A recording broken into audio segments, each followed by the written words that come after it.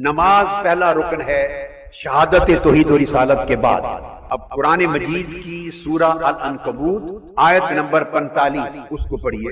اللہ رب العزت نے ارشاد فرمایا وَأَقِمِ الصَّلَاةَ إِنَّ الصَّلَاةَ تَنْهَى عَنِ الْفَحْشَاءِ وَالْمُنکَرِ، فرمایا نماز قائم کرو۔ کیوں حکم دیا نماز قائم کرو؟ حکم دیا کیوں کہ نماز دو چیزوں سے تمہیں روکتی ہے۔ نماز قائم کرو، یہ حکم نماز کا جسم قائم کرنے کے لیے، اور نماز جن دو چیزوں سے روکتی ہے یہ اس نماز کی روح ہے۔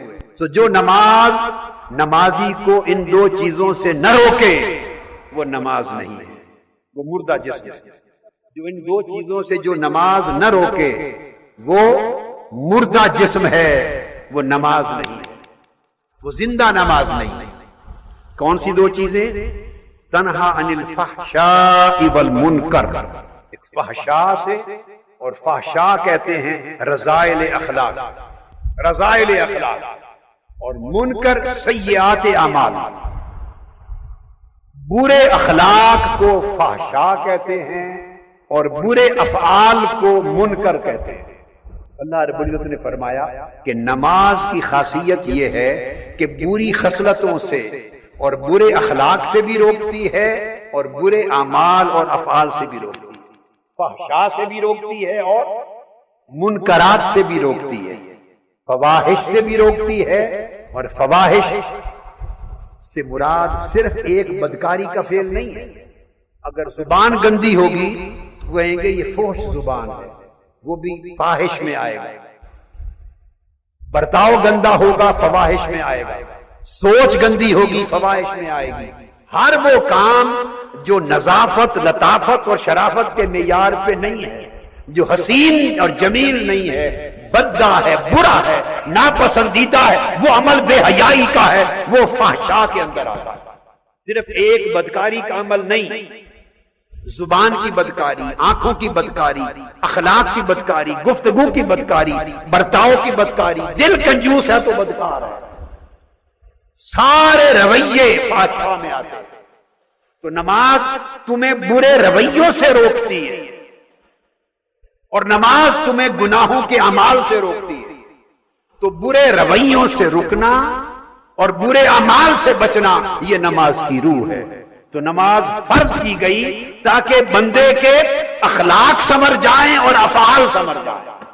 تو آپ نے دیکھا کہ سب سے پہلا رکن شہادت توحید و رسالت کے بعد نماز، اور نماز کی روح اخلاق کو سنوارنا۔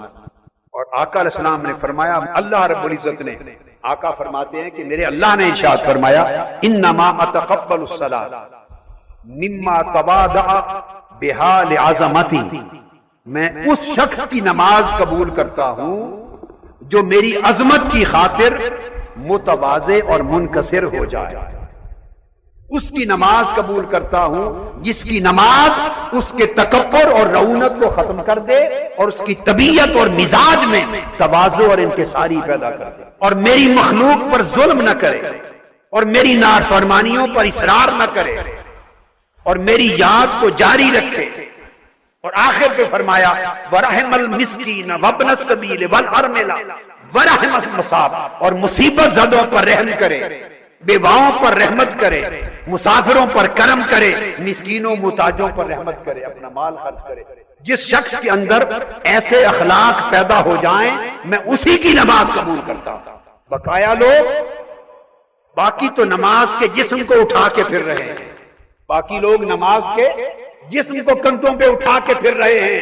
نماز انہی کی نماز ہے، فرمایا کہ جن کے اندر تواضع آ جائے، انکساری آ جائے، تکبر نہ رہے، بڑا فن نہ رہے، اکڑ نہ رہے، جھکنے والے بن جائیں، خود کو چھوٹا سمجھیں، خود کو حقیر سمجھیں۔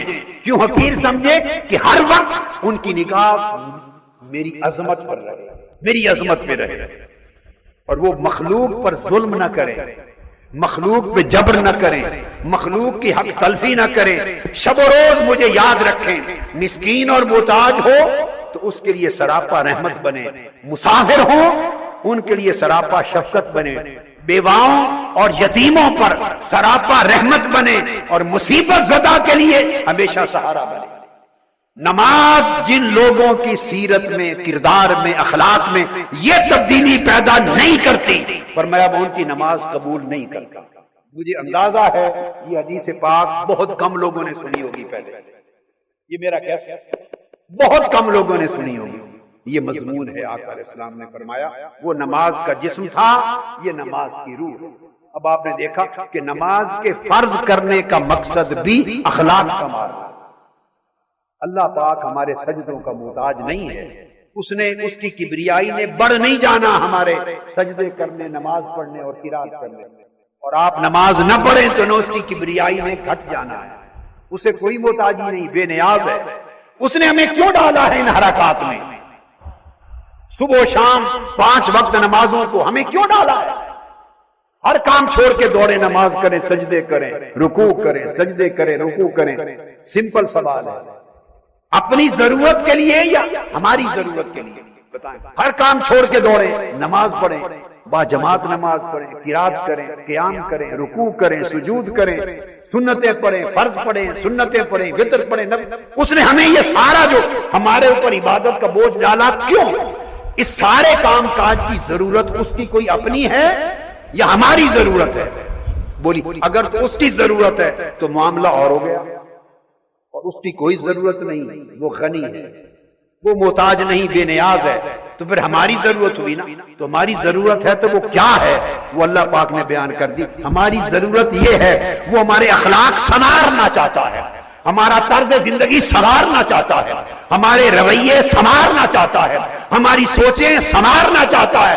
وہ کہتا ہے کہ بندو ہر روز 5 وقت نمازیں پڑھ کر بھی اگر اندر سے نہ بدلو تو میں نے تمہاری نمازوں کو کیا کرنا ہے؟ میں نے تو نمازیں فرض اس لیے کی ہیں کہ تم فحشا سے بھی بچ جاؤ اور منکرات سے بھی بچ جاؤ، تمہارے رویے بدل جائیں، تمہاری سوچوں کے انداز بدل جائیں، تمہارے طرز زندگی بدل جائیں، تمہارے شیوے بدل جائیں، تمہارے من بدل جائیں۔